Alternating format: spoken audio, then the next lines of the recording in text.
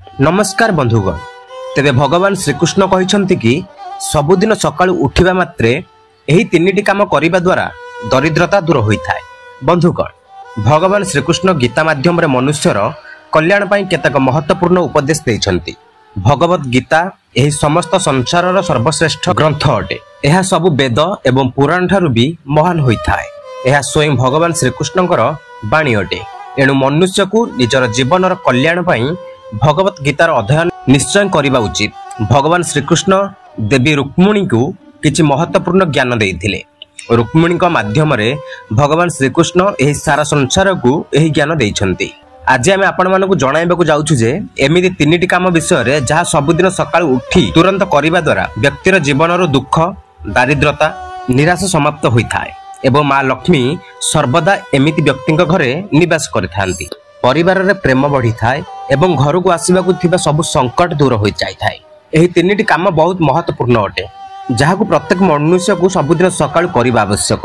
आजिकाली रो लोक माने आगरु पूर्वज माने देइथिबा शिक्षा को भूली जाउछन्ती एवं सकाळ जहा महत्वपूर्ण कार्य सबुठार प्रथमे करिबा दरकार ताहा करिबा छाडी करी अकारण रे ही धन संपत्ति पाइबारे लागि थांती। जेउ कारणरू सेमानकु मिलुथिबा धन संपत्तिरु सुख एवं शांति मिलि न थाए।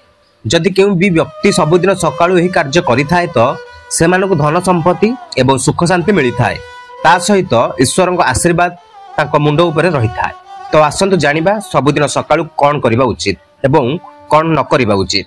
तेबे सकाळु उठी करी प्रथमे कोनोसी दुष्ट व्यक्तिर दर्शन न करिबा उचित। दुष्ट दुर्जन व्यक्तिंकर दर्शन करिबा द्वारा व्यक्तिर जीवन रे नकारात्मकता बढ़ी जाय थाए। ता सहित कोनोसी चरित्रहीन व्यक्तिर मुह न देखिबा उचित। चरित्रहीन व्यक्तिर मुह देखिले मनुष्य मन रे कामना वासना जागृत होई थाए एवं व्यक्ति दिन सारा कामाग्नि रे जळि रहि थाए।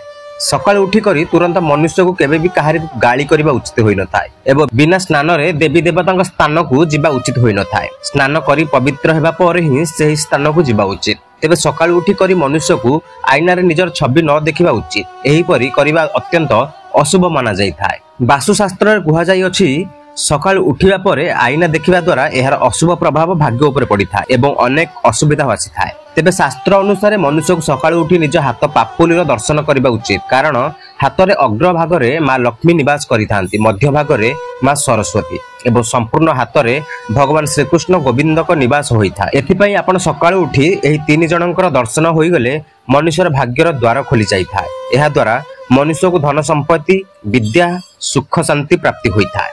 गुरुजन मानकर आशीर्वाद नेबा आजिकाली युवक माने गुरुजन मानकर पाद छुईबाकू एवं तांकर आशीर्वाद पाइबाकू शरम लागि थाए। एही कारणरू खराब अभ्यासर शिकार होई जाई थांती। जो मनुष्य सबुदिन सकाळ उठी करी निजर माता पिता अथवा गुरुजन मानकर चरण दर्शन करि थाए एवं सेमानकर आशीर्वाद नै थाए, तांकर जीवनरू सब संकट दूर होई थाए एवं से सब बेले सफलता पाई थाए। भारत रे आपन खेत बहुत सहज देखिबाकू मिलि जाई थाए। गरुड़ पुराण अनुसार जदि सकाळ उठी करी आपण खेत रे फसल देखि दियंती तो आपण को पुण्य एवं लाभ प्राप्त होई थाए। गोमातांकर दर्शन सकाळ उठिबा परे हठात आपण को गोमातांकर दर्शन हेउछि तो एहा को बहुत शुभ माना जाईछि। व्यक्तिंकर सब मनस्कामना पूर्ण होई थाए। जय जगन्नाथ।